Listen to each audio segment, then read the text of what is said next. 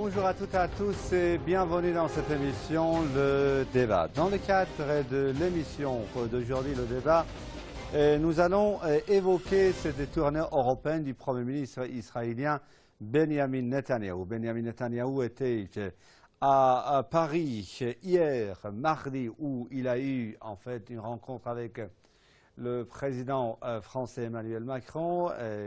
Ils ont eu également une conférence de presse conjointe. Avant Paris, Benjamin Netanyahou était à Berlin où il avait rencontré la chancelière allemande Angela Merkel et il a attendu à Londres où il doit rencontrer la première ministre britannique Theresa May. On va vous en parler dans le cadre de l'émission d'aujourd'hui avec deux invités. Avant d'entrer dans le vif du sujet, avant de vous présenter les invités de l'émission d'aujourd'hui, je vous propose un court reportage, on reviendra tout de suite après.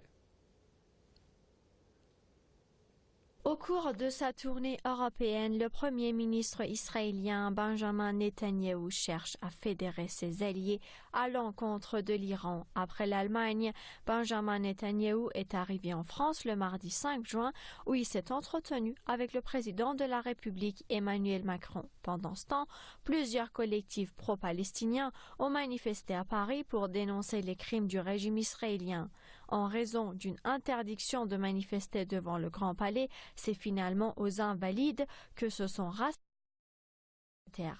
Les opposants de la visite du Premier ministre israélien ont exigé l'annulation de la saison France-Israël, un événement culturel destiné à donner l'essor aux relations franco-israéliennes.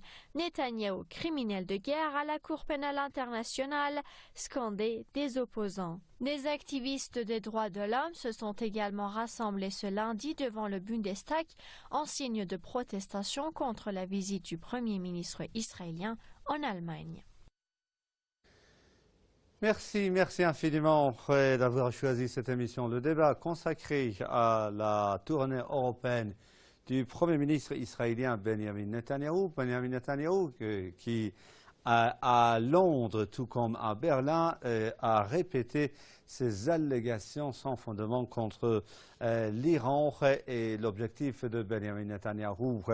L'objectif que s'était fixé, pour mieux dire, Benjamin Netanyahou dans le cadre de cette tournée européenne est de créer un front commun contre l'Iran. Pour vous en parler, j'ai le plaisir d'avoir avec moi deux invités. J'ai le plaisir d'avoir avec moi pour cette émission depuis Bucarest par Skype un écrivain et journaliste. Il s'agit de M. Alexandre Rouget. Monsieur Rouget, bonjour, merci infiniment d'avoir accepté notre invitation. Bonjour monsieur, c'est moi qui vous remercie de m'avoir invité. Et j'ai le plaisir également d'avoir avec moi pour cette émission au téléphone un juriste international, analyste politique depuis Paris. Il s'agit de M. Arnaud Develay. Monsieur Develay, bonjour. Merci infiniment d'avoir accepté notre invitation. Oui, bonjour à vous et bonjour aux auditeurs de Presse TV. Et Monsieur Develay, on va commencer avec vous l'émission d'aujourd'hui. Comme première question, quelle évaluation portez-vous sur cette tournée européenne du Premier ministre israélien Benjamin Netanyahou? Benjamin Netanyahou qui dit vouloir évoquer avec ses interlocuteurs deux sujets, l'Iran.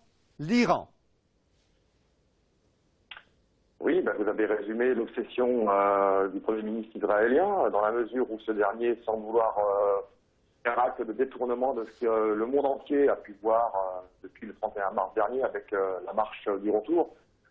115 morts, plus de 15 000 blessés, des femmes, des enfants, des vieillards qui manifestent pacifiquement et qui sont pris pour cible par des tireurs d'élite. Un petit peu comme à la chasse, comme au safari, des images choquantes. Et le monde maintenant est au courant, s'il y avait encore des doutes de la politique d'apartheid et des exécutions extrajudiciaires qui sont menées là-bas en violation totale du droit humanitaire. Parce que, rappelons-le, c'est un conflit, en violation donc des conventions de Genève. Donc on peut s'étonner de ce culot, de cette transe du Premier ministre israélien qui en rajoute, qui semble venir visiter ses hommes de main, ses acolytes, ses complices, qui, dans le cas précis de la situation en France, effectivement, venaient inaugurer cette semaine franco-israélienne portée sur le renforcement des liens culturels entre les deux pays, ce qui fait de Macron, quelque part, par ses actions, un complice, puisqu'il ne fait que normaliser, en fait, et accéder donc à ce qui se passe là-bas, au Proche-Orient, en faisant en sorte que l'État israélien soit considéré comme un État somme toute normal, et c'est choquant.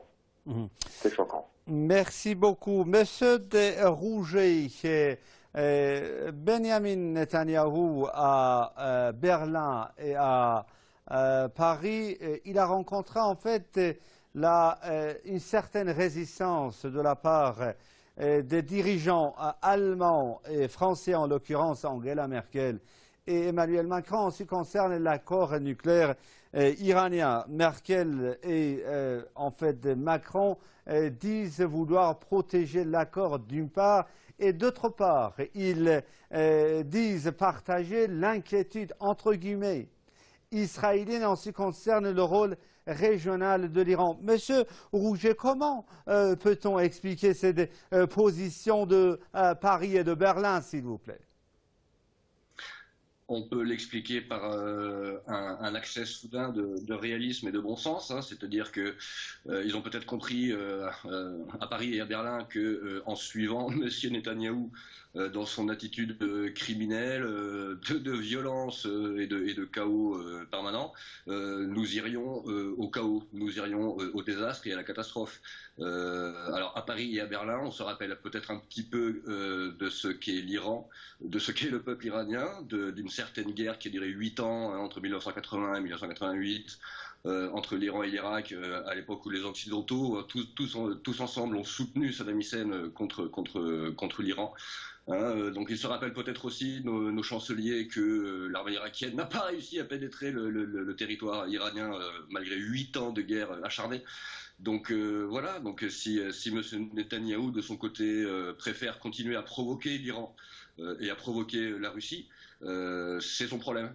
S'il veut aller au feu et au massacre, qu'il y aille, mais par contre, effectivement, il serait intéressant qu'il arrête de faire comme si la France ou l'Allemagne ou le reste du monde n'étaient que ses sous-fifres, hein, n'étaient que des hommes de main qu'il suffisait de mobiliser pour aller accomplir ses 4 volontés. Non, un chef d'État digne de ce nom ne se comporte pas comme l'a fait M. Netanyahou à l'égard, effectivement, des Palestiniens, en assassinant des femmes et des enfants et des journalistes régulièrement. Cela témoigne d'un mépris et d'une absence de sens humain élémentaire, hein, de dignité humaine et d'honneur, qui fait que bon, on ne peut pas le suivre. Et pour le coup, pour une fois n'est pas coutume, on ne peut que saluer l'attitude réservée qu'a eu M. Macron à l'égard de la démarche de M. Netanyahou.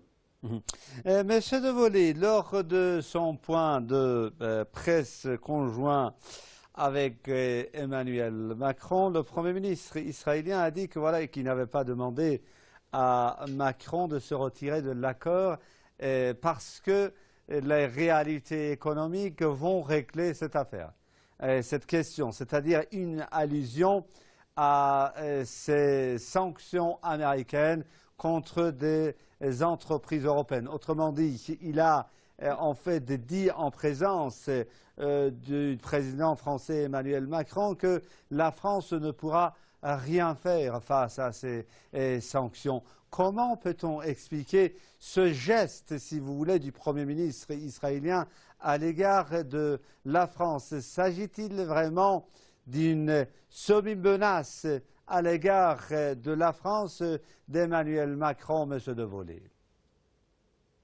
Oui, il s'agit tout à fait d'une menace et de toute façon, Emmanuel Macron l'a bien compris, il l'a intégré puisqu'il a lui-même donné de l'eau au moulin à Netanyahou en évoquant le fait que l'accord de juillet 2015 n'était qu'une première étape dans un bloc, je cite, qui restait à bâtir où il serait question éventuellement soit d'élargir l'accord existant à la capacité balistique de l'Iran, et pourquoi pas, pendant qu'on y est, à l'Iran d'abandonner toute velléité de vouloir se défendre contre un État agressif qui a des vues sur la région.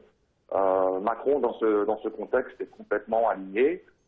Il peut laisser entendre qu'il prône la modération et qu'il adhère à ce qui a été signé à Vienne il y a 3 ans maintenant. Mais dans les faits, il dénature l'esprit de l'accord initial. L'accord initial n'a jamais porté sur la capacité balistique, quelle que soit.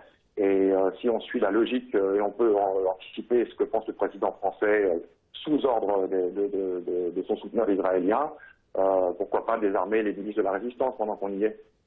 Monsieur de Rouget, Emmanuel Macron l'a répété lors de cette conférence de presse conjointe avec Benjamin Netanyahou, que voilà, comme l'a dit en fait Monsieur de Vollet également, que l'accord nucléaire de 2015 était une première étape. Il faut en fait le compléter par d'autres volets. Il a évoqué encore une fois le programme balistique iranien. En fait, la France dit vouloir d'une part préserver l'accord nucléaire parce que selon la France, c'est quelque chose de très indispensable pour la sécurité, la stabilisation de la région. Et d'autre part, la France cherche, tout comme les États-Unis, semble-t-il, tout comme même les Israéliens, à priver l'Iran de ses moyens défensifs, chose qui est en fait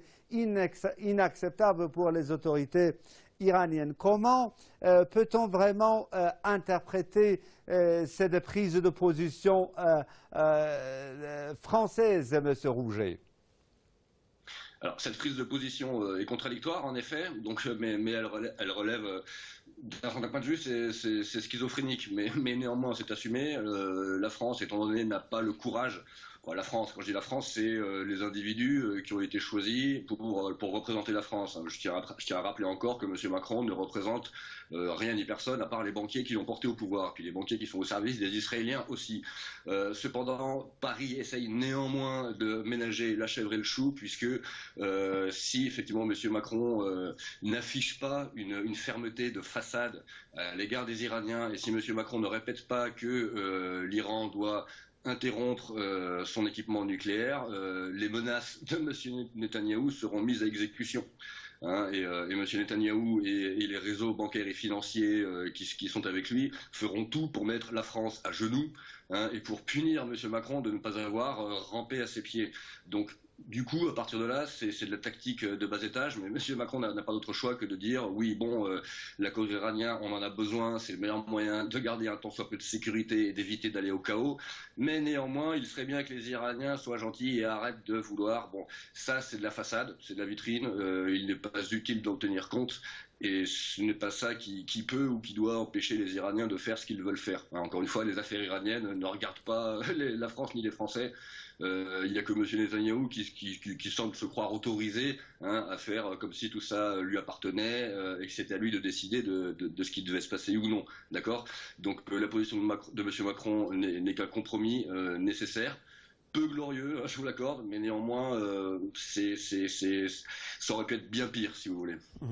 Monsieur de Vollet, l'objectif du régime israélien dans l'état actuel des choses est, je viens en fait de l'évoquer, de créer un front commun contre l'Iran. L'objectif israélien, c'est de démanteler complètement l'accord nucléaire de 2015. Mais pour le moment, Monsieur de Vollet, ne peut-on pas dire que les Européens, très particulièrement les Allemands et les Français, résistent à cette volonté israélienne?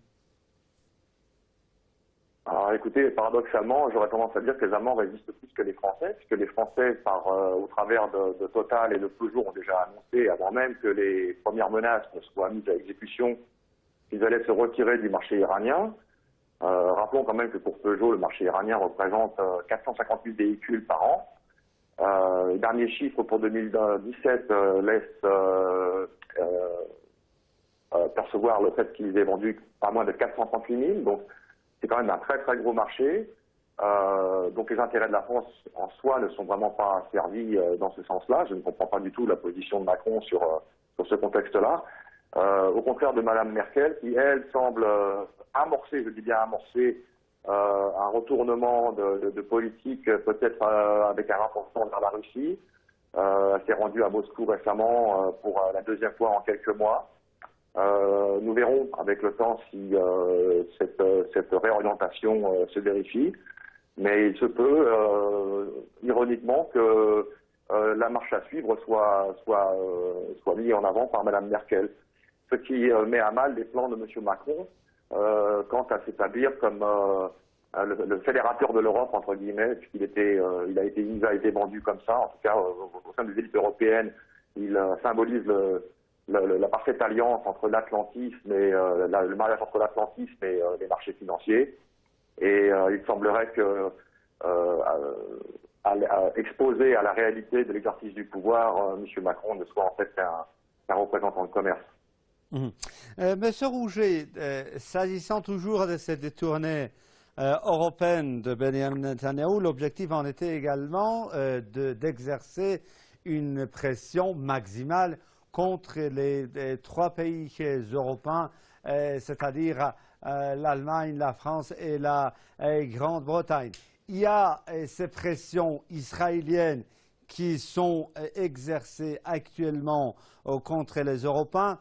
Il y a également de lourdes pressions américaines qui sont exercées, si vous voulez, contre l'Europe. Peut-on dire que l'Europe traverse actuellement une période qui marque non seulement, si vous voulez, ses relations avec les États-Unis, son honneur avec, si vous voulez, son honneur en ce qui concerne les relations internationales, c'est également un test de souveraineté européenne, n'est-ce pas, M. Rouget? Oui, tout à fait, c'est très bien dit. C'est absolument décisif au point de vue qu'il s'agit pour les Français et les Européens de prendre position entre l'atlantisme et le mondialisme, voilà, porté par les Américains et Israël, et entre une attitude européenne, nationale, mais fidèle aux valeurs des Européens qui sont des valeurs chrétiennes, et en accord et en cohérence avec des valeurs qui sont universelles, c'est-à-dire la liberté, l'honneur, et en application du message de Jésus-Christ qui dit que la liberté des uns s'arrête là où commence celle des autres. Donc les Européens, les Français ont maintenant effectivement une occasion historique, historique. Ça peut tout changer, une décision à prendre qui va consister en gros, soit à être d'accord avec les Américains, et là nous n'existons plus, nous ne serons qu'une colonie de larbins soumis et ravagés au rouleau compresseur mondialiste qui ne fait que détruire la planète depuis qu'il est en place. Soit nous mettre d'accord avec plutôt M. Poutine et les Russes, d'accord, qui eux ont une approche un peu plus saine, cohérente et pragmatique de la réalité des choses, de la réalité humaine, et puis de la façon dont nous pouvons gérer nos relations d'un pays à un autre. Donc effectivement c'est décisif, effectivement c'est notre souveraineté qui est en jeu, mais la souveraineté c'est la capacité de décider de qui nous sommes, de ce que nous voulons, de ce que nous ne voulons pas, et de quels moyens nous nous donnons pour y parvenir, d'accord? Donc le choix à faire effectivement est décisif désormais. Voilà, et il semblerait qu'effectivement cela a été compris du côté de Berlin, cela a été compris du côté de Paris également, sauf que évidemment du côté de Paris la pression est telle sur les Français de la part des Américains et des Israéliens que M. Macron en lâche le moins possible. Il fait tout ce qu'il peut, encore une fois, pour donner satisfaction ou faire semblant de donner satisfaction aux Américains et aux Israéliens, tout en sachant très bien, sans pouvoir le dire, que la réalité, pour le coup, le pragmatisme et le sens de l'honneur, parce que pour une fois, la politique et la morale convergent, vous voyez, ça consiste à arrêter d'obéir aux Américains et aux Israéliens, à arrêter de faire comme si ces gens-là avaient raison de considérer que la France leur appartient et qu'ils peuvent décider à notre place et à ma place de ce qui est bien ou pas pour mon pays. Ça n'a aucun sens et il faut qu'ils arrêtent de faire comme si la France leur appartenait. La France n'appartient certainement pas à un ramassis de banquiers, mafieux, mondialistes et satanistes. La France appartient à Dieu et quand on est chrétien, Dieu c'est celui de Jésus-Christ, d'accord? C'est pas celui de Moïse. De Jésus-Christ, c'est pas celui de M. Netanyahou ni celui de M. Trump. M. Trump qui lui aussi, pour le coup, a bien pris position quand il a quitté l'accord de 2015, il y a 3 semaines, ce qui ne fait qu'accélérer le processus d'armement. Là, ça ne va faire qu'inciter les Iraniens à poursuivre leur attitude de défense et de souveraineté, pour le coup. Et ils auront raison. Donc, encore une fois, si nous suivons les Américains, nous ne ferons que hâter la course au chaos et à la guerre. Ça, c'est ce que veut Netanyahou, parce que c'est le seul moyen pour lui pour protéger son pays, son pays qui est menacé à cause des agressions qu'il n'a fait que répéter depuis 70 ans. Donc tout cela n'a aucun sens, tout cela est stupide. Un peu de bon sens, un peu d'intelligence et puis un petit peu de charité et de dignité humaine consisterait à arrêter d'obéir aux Américains et aux Israéliens et d'aller discuter un peu plus avec les Russes et avec les Iraniens. Voilà. Merci. Monsieur Devolé, une dernière question. Vous venez en fait de faire allusion tout à l'heure à ces manifestations de la marche du grand retour et qui ont été réprimées jusqu'à présent violemment, qui avait en fait, comme vous l'avez dit, des dizaines de morts côté palestinien malheureusement. Et lors de cette tournée européenne de Benjamin Netanyahou, il y a eu des manifestations anti-Netanyahou. Il y a eu une manifestation à Paris. Monsieur Devolé, les citoyens européens semblent avoir assez, si vous voulez, de cette politique israélienne, de ces histoires israéliennes, de ces histoires du régime israélien qui n'en finissent pas, n'est-ce pas, Monsieur Devolé?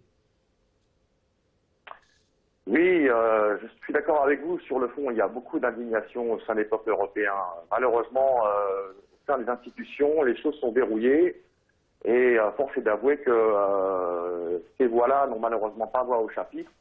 Il faudrait pour ça peut-être prendre exemple sur ce qui vient de se passer récemment en Italie, où selon les instances européennes officielles bruxelloises, une alliance contre nature populiste et d'extrême gauche et d'extrême droite, entre guillemets, a réussi à sceller une alliance et s'emparer donc du pouvoir exécutif, avec déjà une velléité de s'émanciper de la tutelle bruxelloise, de rétablir un certain contrôle sur leurs frontières, de renégocier certains aspects associés à la dette et de réorienter leur positionnement vis-à-vis de la Russie en demandant la fin du régime des sanctions à l'égard de Moscou. On peut espérer que le salut en Europe viendra de l'Italie et peut-être aussi des pays d'Europe centrale et d'Europe de l'Est, qui eux savent ce qu'est une forme de totalitarisme et d'imposition monoculturelle, puisqu'ils l'ont vécu pendant une quarantaine d'années après la Seconde Guerre mondiale. Mais pour ce qui est de l'Europe de l'Ouest, malheureusement au sein des institutions, tout est tellement verrouillé. Je parle essentiellement en France où il n'y a aucun parti, aucune conscience politique qui puisse permettre d'envisager une alliance comme ce qu'on a pu voir en Italie. Et avec un scrutin majoritaire à 2 tours qui empêche toute représentation d'une idée différente de ce qui nous est imposé malheureusement. Merci beaucoup, Monsieur Arnaud Redevolé, juriste international, analyste politique, d'avoir été avec moi pour cette émission depuis Paris. Je vous remercie également, Monsieur Alexandre Rouget, écrivain et journaliste français, d'avoir été avec moi pour cette émission depuis Bucarest. C'est la fin de l'émission d'aujourd'hui. Merci infiniment de l'avoir suivi. Je vous souhaite à vous toutes et tous une excellente journée. Je vous dis au revoir, amis, et à très bientôt.